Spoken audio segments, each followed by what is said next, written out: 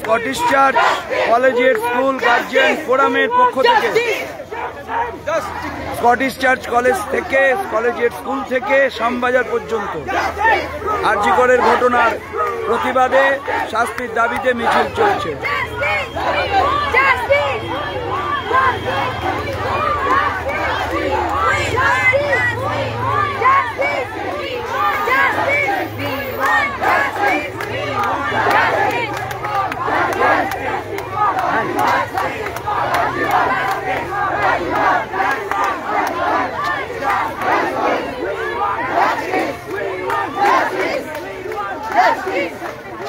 Justice first!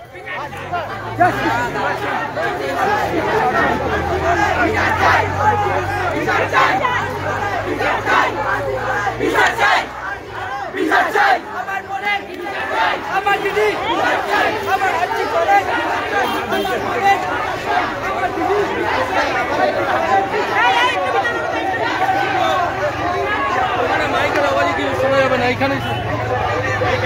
দিদি কি জন্য এসছেন?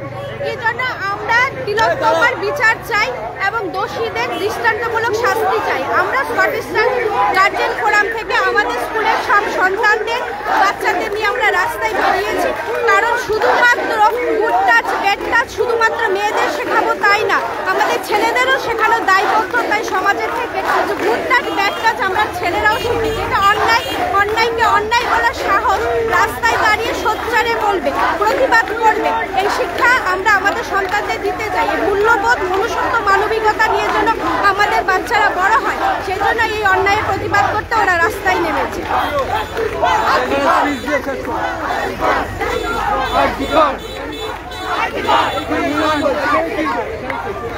ওখানে মাইক বাজছে, শোনা যাবে না। আমাদের কর্মসূচি যা আমরা নিয়েছিলাম,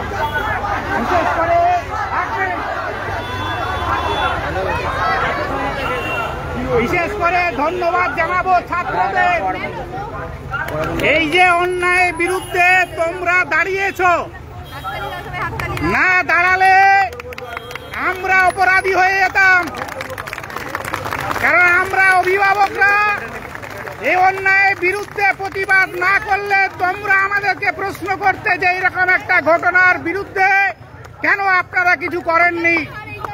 এটা আমরা করেছি নিজেদের মনুষ্যত্ব বিকাশের জন্য, মানবিকতা বিকাশের জন্য। যে কোনো অন্যায়ের বিরুদ্ধে প্রতিবাদ করা মানুষের ধর্ম, না হলে সে মানুষ নামের গণ্য নয়। দুনিয়ার সমস্ত বড় মানুষ, নেতাজি থেকে ক্ষুদিরাম, ভগৎ সিং, রবীন্দ্রনাথ, শরৎচন্দ্র, যাদের ছবি আমরা বিবেকানন্দ রাখি, তারা সকলেই অন্যায়ের বিরুদ্ধে দাঁড়িয়ে প্রতিবাদ করেছে।